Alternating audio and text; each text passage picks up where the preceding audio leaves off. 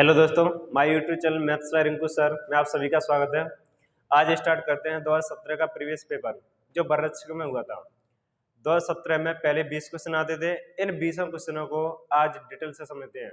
इन 20 क्वेश्चनों को आज कंप्लीट करेंगे जो प्रीवियस पेपर में पूछे गए थे। तो इसमें पहला क्वेश्चन पढ़ते हैं।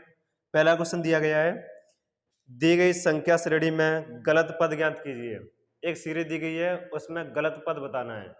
क्योंकि 2017 के प्रीवियस पेपर में 20 क्वेश्चन आते थे, उसमें से एक या दो क्वेश्चन रीजनिंग के आते हैं, बाकी सब मैथ के थे। तो इसमें पहला क्वेश्चन है, श्रेणी में गलत पद बताना है।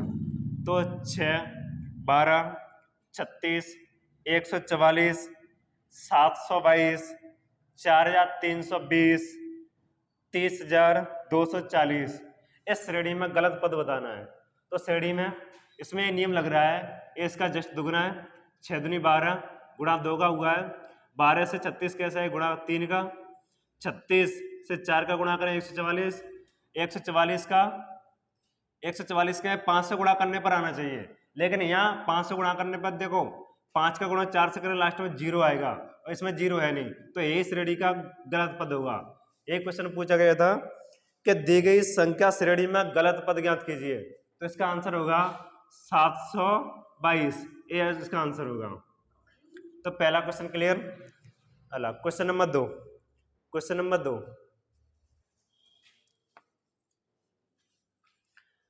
क्वेश्चन नंबर 2 में लिखा है, राम एक काम को 20 दिन में कर सकता है। राम और श्याम एक साथ मिलकर उस काम को 15 दिन में पूरा करते हैं।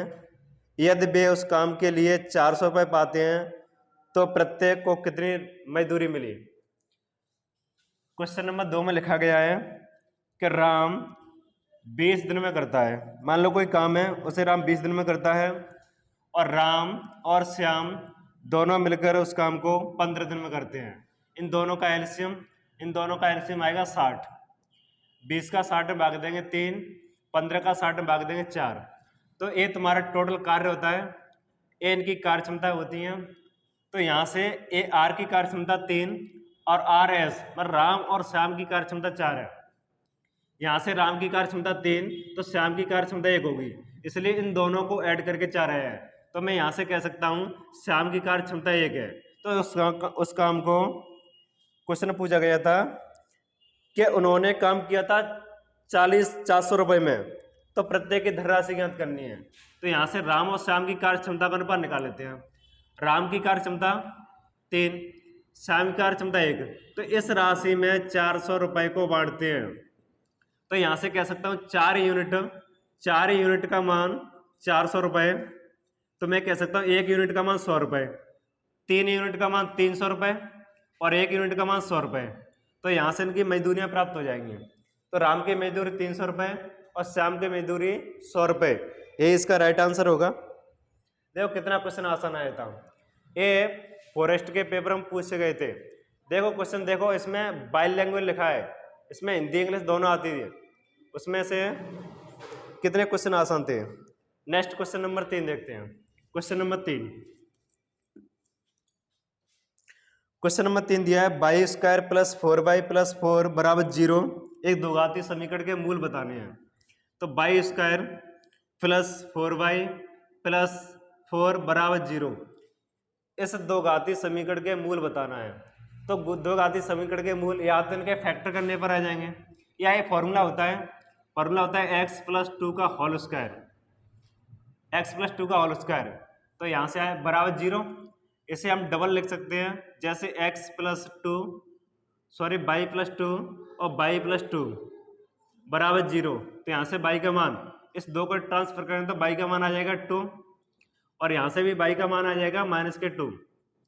तो वाई के मान -2 दोनों प्राप्त हो गए। इसके आंसर होंगे -2 और -2, यही आंसर होंगे इसके।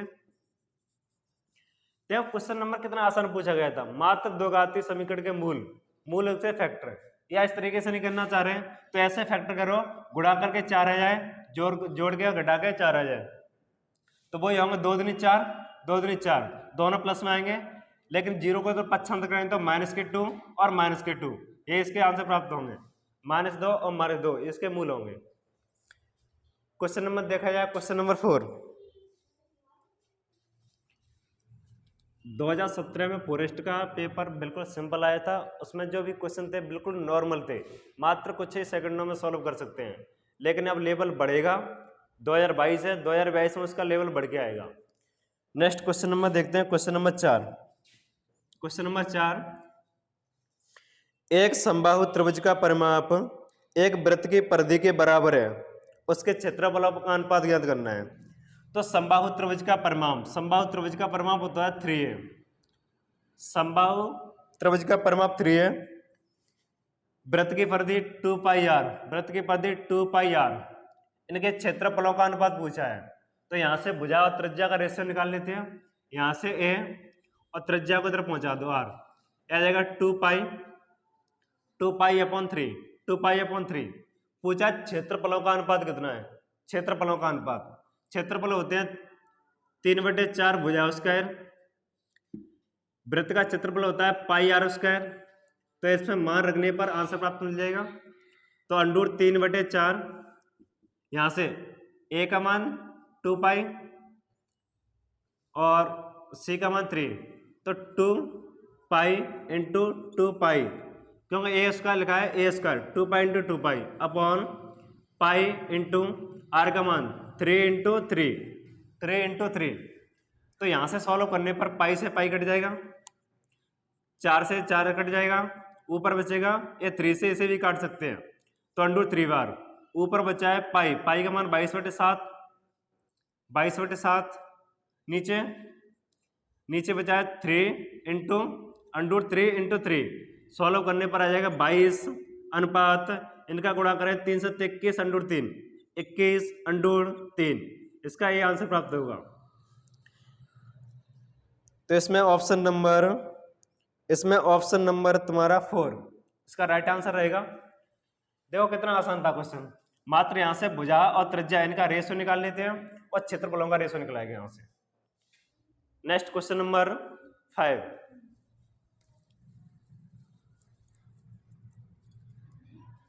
क्वेश्चन नंबर 5, अपनी सामान्य गति की 3/4 गति से चलते हुए मोनिका अपने सामान्य समय से 2 घंटा अधिक लेती है, तो सामान्य समय ज्ञात कीजिए। तो इस क्वेश्चन को सॉल्व करने का एक तरीका है, इसे बिल्कुल शॉर्ट ट्रिक में कर सकते हैं। मान लो जो भी सामान्य गति दी हो उसका 3/4 समय में उसका सामान्य समय जितना अधिक है कम होगा वो टाइम दे के चलेंगे। यहाँ से 2 घंटे अधिक है कम दिया है, ये 2 घंटे अधिक है कम इनका अंतर होता है। तो यहाँ से दोनों का अंतर, ऊपर 3 के 3, दोनों का अंतर 1 इंटू जितना टाइम दिया है उसका मल्टीप्लाई, गुणा करने पर 6, आंसर आएगा 6 घंटे, आंसर आएगा 6 घंटे। ऑप्शन नंबर 2 इसका राइट आंसर रहेगा।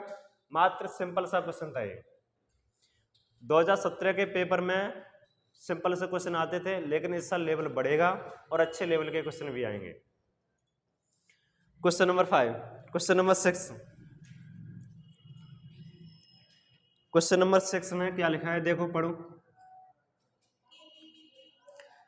एक छात्र को एक संख्या में 16 जोड़ने तथा 10 घटाने को कहा जाए, लेकिन गलती से उसने 10 घटा दिया और 16 घटा दिया तथा 10 जोड़ दिया।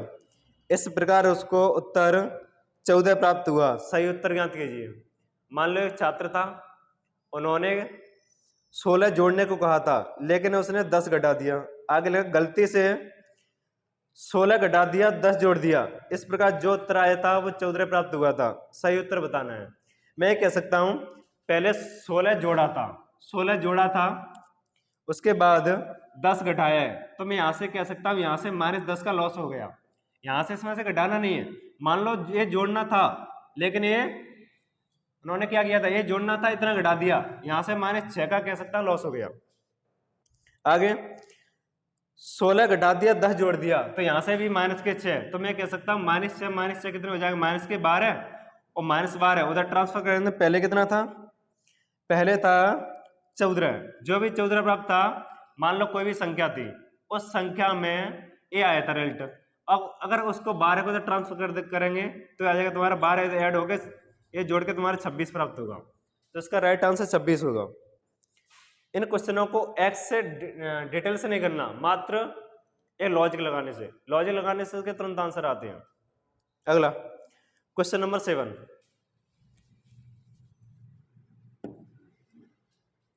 क्वेश्चन नंबर 7 में लिखा है ए कॉमा बी और सी की आयु का योग 90 वर्ष है। 6 वर्ष पूर्व उनकी आयु का अनुपात क्रम से 1:2:3 है। तो सी की वर्तमान आयु ज्ञात कीजिए। तो ए और बी सी तीनों की आयु का योग दिया है 90, ये वर्तमान योग है। और इनका रेशियो दिया है 1:2:3। इनका रेशियो दिया है 6 वर्ष पूर्व का दिया है, 6 वर्ष पूर्व का, 6 वर्ष पूर्व का। क्या ये वर्तमान योग में 6 वर्ष सबके घटा देंगे तो 6 वर्ष पूर्व की आयु निकल आएगी। मान लो 6 वर्ष पूर्व की निकालना है तो ए की 6 वर्ष पूर्व, बी की 6 वर्ष पूर्व, सी की 6 वर्ष पूर्व, तीनों के 6 वर्ष पूर्व निकालें तो 18 वर्ष। 18 वर्ष, इसमें से 18 घटाने पर ये 72 प्राप्त होगा। 72 वर्ष मैं कह सकता हूँ 6 वर्ष पूर्व की आ गई। इन तीनों के 6 वर्ष पूर्व की आयु का योग 72 है।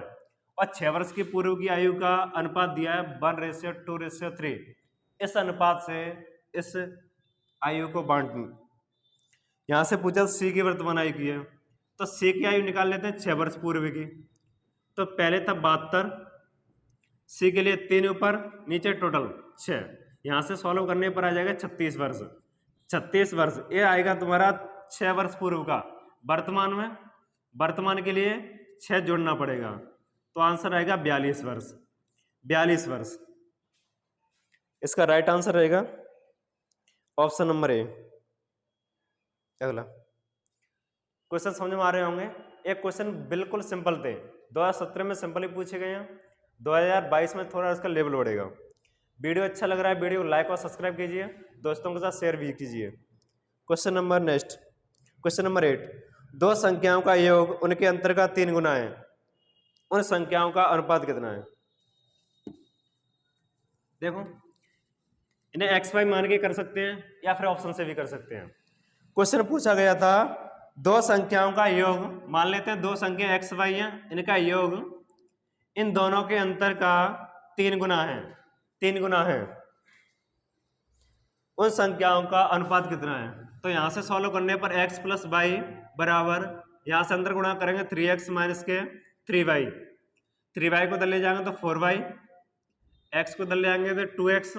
यहां से अनुपात निकाले थे x अनुपात y का, तो x अनुपात y बराबर 4:2। यहां से काटेंगे 2 एकम 2, 2 एकम 2, 2 दूनी 4, तो यहां से अनुपात आ जाएगा x अनुपात y बराबर 2:1। इसका आंसर होगा option number 2। Option number 2, 2:1 right answer रहेगा। अगला क्वेश्चन नंबर नेक्स्ट, ये मात्र कुछ ही सेकंडों में सॉल्व कर सकते हैं। उसमें 20 क्वेश्चन आते थे, 20 क्वेश्चनों को मात्र 8 से 10 मिनट में सॉल्व कर सकते हैं। इन क्वेश्चनों को सिंपल से क्वेश्चन आते हैं उसमें। Next question number 9, question number 9 में दिया गया है निम्नलिखित प्रश्न में प्रश्नवाची चिन्ह के स्थान पर क्या आना चाहिए? क्वेश्चन दिया है 1, एक भाग का साइन दिया है, bracket 1 plus 1 plus 1 plus 1 plus 1 plus 1 plus 1 plus 2।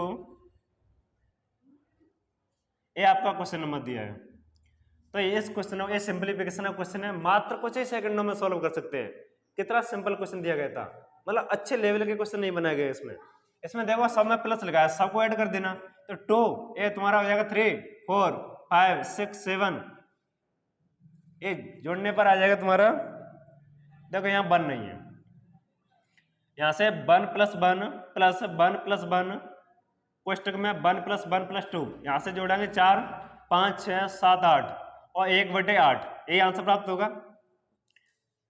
मात्र कुछ ही सेकंडों में सॉल्व कर सकते हैं इसे। इसका ऑप्शन नंबर 2 राइट आंसर रहेगा। Next question number 10,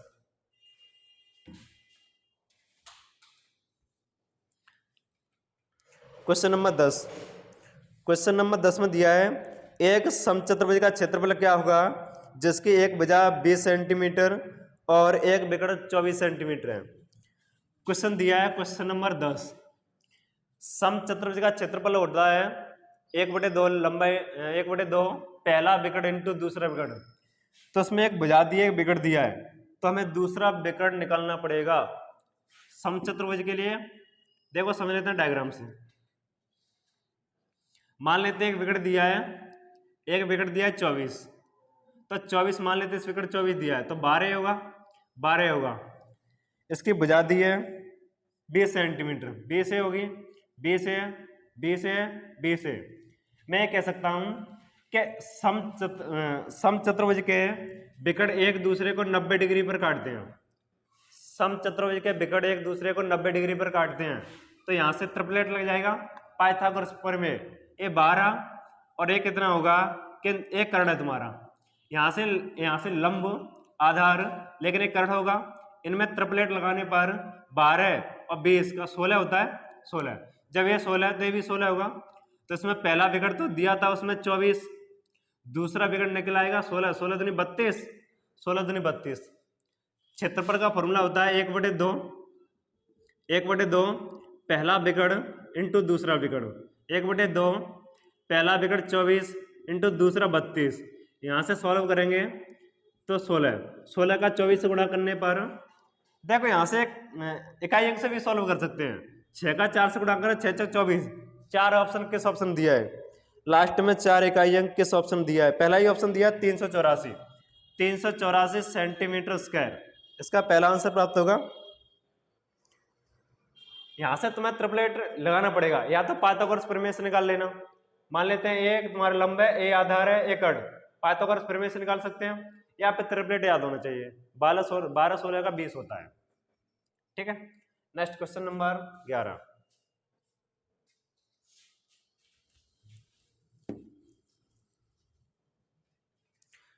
question number 11, एक खाद्य तेल का दाम 25% बढ़ गया है।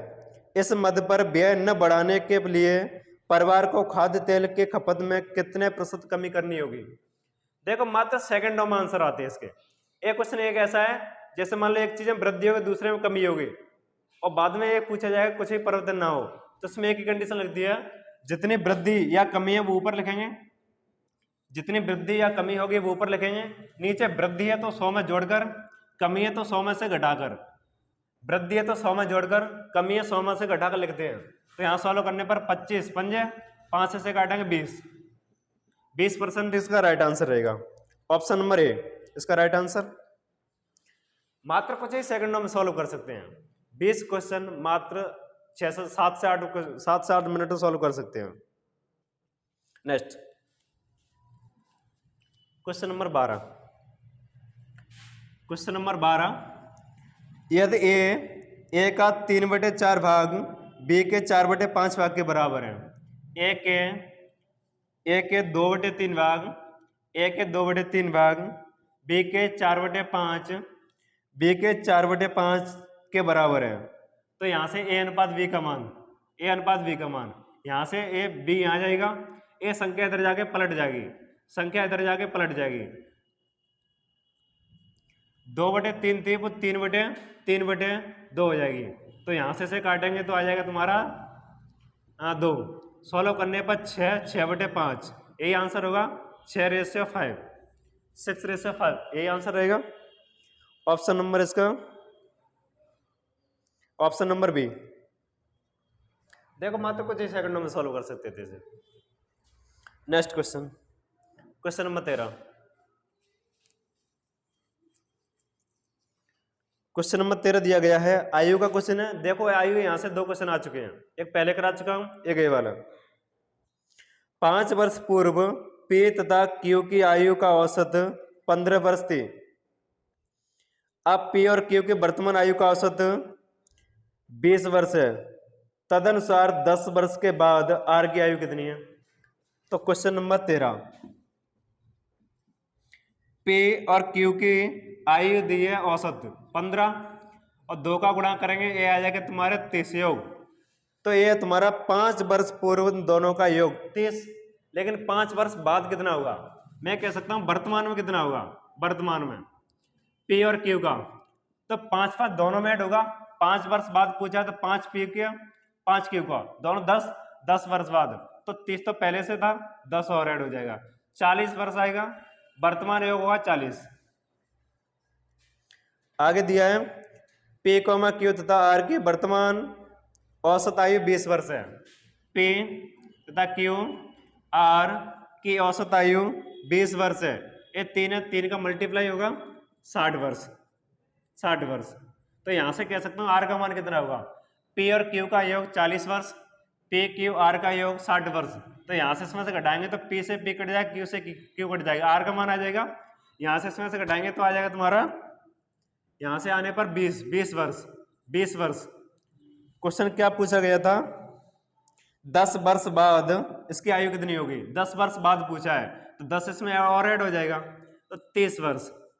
इसका राइट आंसर रहेगा 30 वर्ष। आर की 10 वर्ष बाद आयु 30 वर्ष होगी, ऑप्शन नंबर दूसरा इसका राइट आंसर रहेगा।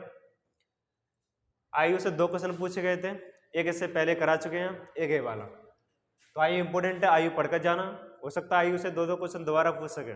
2022 है, उसका लेवल थोड़ा बढ़ के आएगा, पहले लेवल सिंपल था। अगला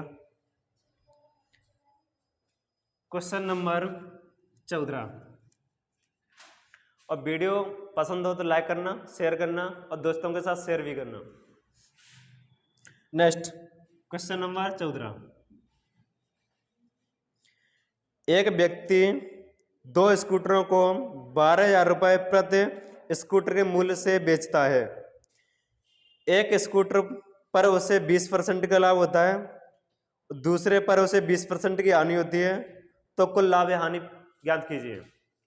तो यहाँ से 2 वस्तुएं थी, 2 स्कूटर थे, उनका क्रय मूल्य 12,000 रुपये प्रति स्कूटर। एक स्कूटर का 12,000 रुपये, 2 स्कूटर का 24,000 रुपये हो जाएगा, 24,000 रुपये। ठीक है। अब क्वेश्चन पूछा गया है, एक स्कूटर को 20% लाभ पर बेचता है और दूसरे को 20% की हानि पर बेचता है। तो यहाँ से दोनों की परसेंट निकाल लेते हैं। दोनों की परसेंट या तो x + y से निकाल सकते हैं, या फॉर्मूला होता है x² / 100। यहाँ से सदैव हानि होती है हानि परसेंट, तो 20 का स्क्वायर अपॉन 100। 20 का होता है 400, 100 से कट जाएगा 4% हानि, 4% हानि। विक्रय मूल्य दिया है 24,000 रुपये, हानि दी है 4%। यहाँ से क्रय मूल्य निकाल सकते हैं। यहाँ से क्रय मूल्य आएगा 24,000 रुपये इंटू 100 बटे 4% हानि। 100 में से घटा कर लगेंगे 96, 100 में से घटा कर लगेंगे 96। तो यहाँ से सॉल्व कर सकते हैं। यहाँ से सॉल्व कि 24 एकम 24, 24 चौक 4 से काट सकता हूँ 25 बार, तो आ जाएगा सॉल्व करके 25,000 रुपये, 25,000 रुपये। 2 स्कूटर थे, दोनों स्कूटरों का विक्रय मूल्य 24,000 रुपये, उन्होंने खरीदा है 25,000 रुपये। मैं यहाँ से कह सकता हूँ उन्हें हानि हुई है लाभ हुआ। जब बेचा कम में खरीदा ज़्यादा में, तो मैं कह सकता हूँ उसे हानि हुई थी 1,000 रुपये की, क्योंकि 24,000 रुपये में बेचा था, 25,000 रुपये में खरीदा है, तो 1,000 रुपये की उन्हें हानि हो गई। इसका राइट आंसर यही रहेगा, ऑप्शन नंबर दूसरा इसका राइट आंसर रहेगा। आगे देखते हैं question number 15। Question number 15 reasoning का क्वेश्चन है। देखो कुछ जैसे 20 क्वेश्चन आते थे, 20 क्वेश्चन में 1 या 2 रीजनिंग के आते हैं, बाकी सब मैथ के थे। तो क्वेश्चन नंबर देखते हैं 15 नंबर। 15 पूछा गया निम्नलिखित श्रेणी में प्रश्नवाची चिन्ह के स्थान पर क्या आना चाहिए। क्वेश्चन मार्क दिया, उसके स्थान पर क्या आना चाहिए। 7, 13, 25, 49, 97, 193, क्वेश्चन मार्क 769। ऑप्शन दिया 385, 193, 49, 13। ठीक है। यहां से इसमें सीरीज दिया है, इस सीरीज में या तो डिफरेंस हो सकता है या उसका मल्टीप्लाई हो सकता है। तो एक तरीका हो सकता है मल्टीप्लाई करके सॉल्व कर सकते हैं। 7 दूनी 14 एक कम, 13 दूनी 26 एक कम, 25 दूनी 50 एक कम, 49 दूनी 98 एक कम, 97 दूनी 194 एक कम, 193 दूनी 193 का 2 से गुणा कर लेते हैं 6, 19 दूनी 38 एक कम करेंगे तो 385। इसका राइट आंसर रहेगा इसमें ऑप्शन नंबर पहला ही दिया है, 385 इसका राइट आंसर रहेगा। रीजनिंग के 1-2 क्वेश्चन आ सकते हैं, मैथ के क्वेश्चनों में 1-2 क्वेश्चन रीजनिंग के डाल सकते हैं। इसमें 2 क्वेश्चन आ चुके हैं, दोनों क्वेश्चन भी सीरीज के थे। ठीक है, क्वेश्चन नंबर 16। क्वेश्चन नंबर 16, यह देख किसी धन पर 3% चक्रवृद्धि ब्याज की दर से 6 महीने का साधारण ब्याज 72 रुपए है, तो धन कितना है? देखो 3% दर हो गई, 6 महीने समय हो गया, ब्याज हो गया 72 रुपए। तो ब्याज का फॉर्मूला लगा देते हैं इसमें। तो ब्याज बराबर मूलधन, दर दी है 3%, समय 6 महीने, महीने को वर्ष में चेंज करने के लिए 12 का भाग देना पड़ेगा, अपॉन 100। तो यहां से सॉल्व करने पर ये आ जाएगा 2, 3 से काट देंगे, आ जाएगा तुम्हारा 24 से 72 होते हैं, इनका गुणा करेंगे 24 का 100 से 2400, 2 से गुणा करेंगे 4800, ये धनराशि मिल जाएगी तुम्हारी, 4800 रुपए धनराशि प्राप्त होती है। ऑप्शन नंबर डी इसका राइट आंसर था। Next question number 17। Question number 17 थोड़े अच्छे लेवल का था और मात्र कुछ ही सेकंडों में सॉल्व करते हैं इसे।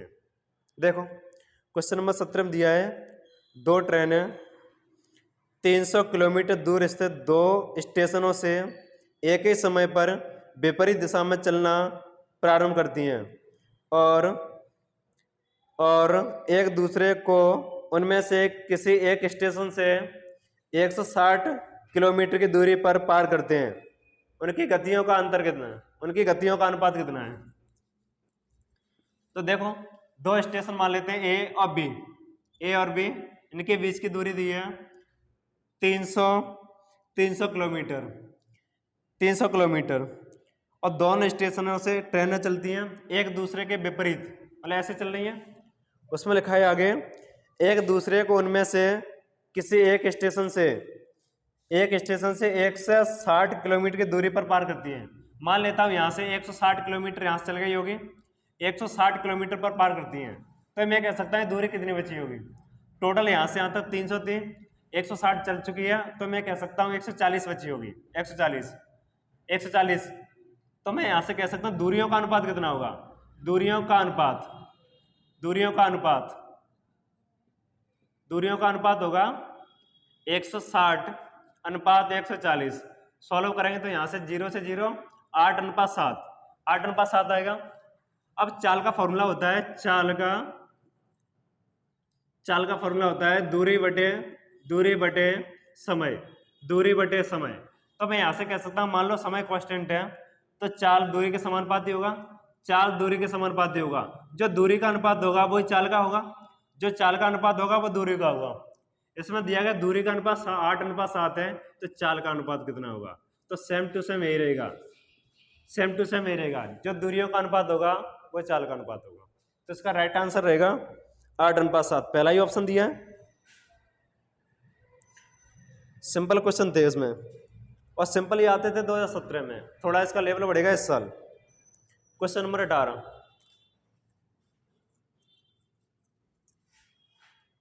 क्वेश्चन नंबर 18 में दिया है, ए और बी ए कार्य को क्रमशः 10 दिन और 25 दिन में कर सकते हैं। यदि ए और बी ए काम 4 दिन तक कार्य करते हैं तो कितना कार्य शेष रहेगा?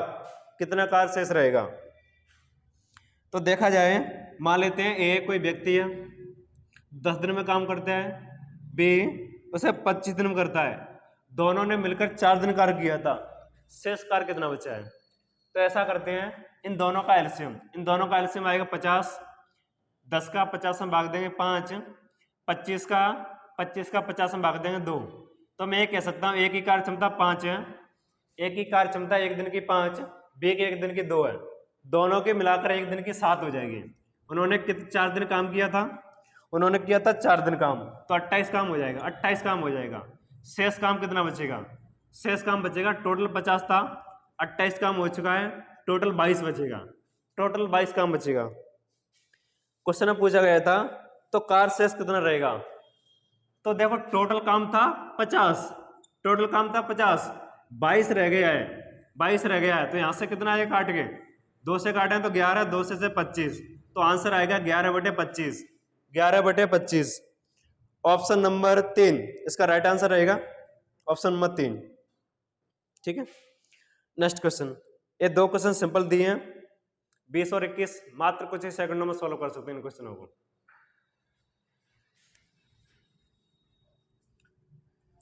नेक्स्ट, वीडियो अच्छी लग रही है तो लाइक और सब्सक्राइब कीजिए, दोस्तों के साथ शेयर कीजिए।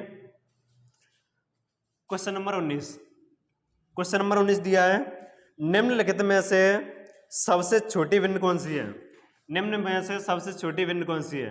पहला ऑप्शन दिया है 31/17, दूसरा 31/29,